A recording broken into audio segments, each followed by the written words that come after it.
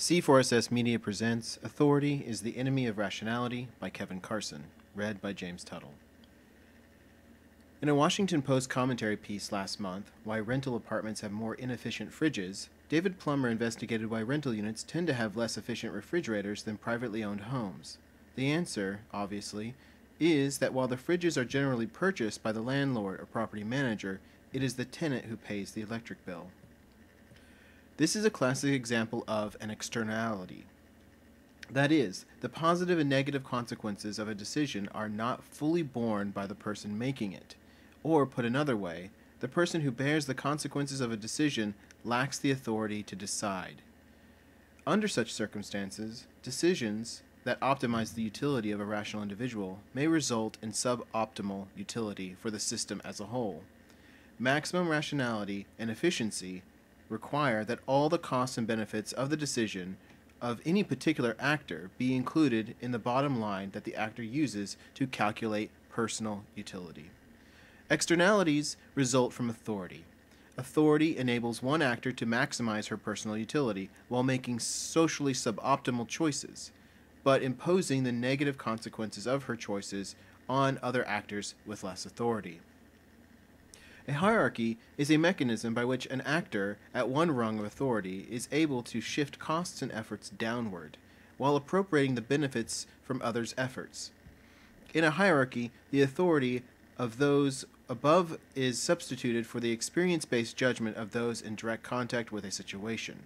The judgment of the person best qualified to do the job is always subject to interference from someone with less knowledge, whose primary interest is in living off the surplus effort of those below.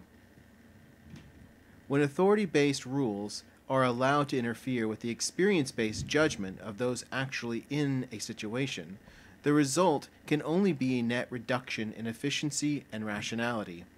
So the question is, how does such a suboptimal state of affairs continue?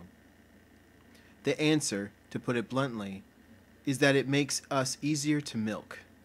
The self-interest of those in authority lies not in optimizing the efficiency of the system as a whole, but in maximizing their own extraction of rents from it. This interest is in maximizing the absolute size of their slice of the pie, even if doing so results in a smaller pie overall. Those in authority cannot afford to do the most efficient thing, stop interfering with the judgments of those who actually know what they're doing, because they know their interests are diametrically opposed to ours. Efficiency is possible only when the skills and experience-based knowledge to do the job, the full decision-making authority to use one's own judgment, and the full internalization of the rewards of one's own activity are all united in the same actor.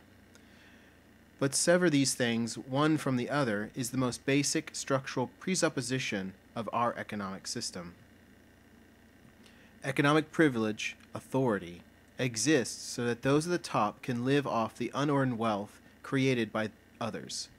Those on the bottom who produce the actual wealth cannot be trusted with the discretion to use their own judgment, because they have no rational interest in maximizing the extraction of rent by their superiors. Hierarchies exist in situations where those engaged in an activity have a fundamental conflict of interest with those who direct and profit from the activity.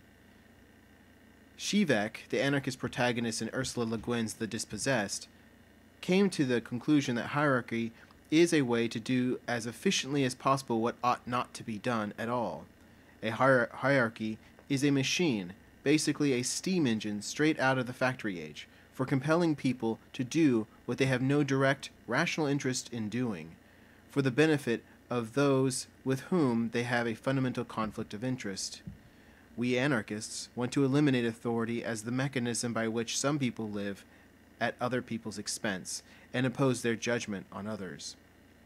We want to create a society in which all decision-making authority is possessed by those with the judgment to do the work, and all common social action results from agreement and voluntary cooperation. We want to create a society in which no one is compelled to work to feed a class of rentiers, and in which all effort receives its full reward.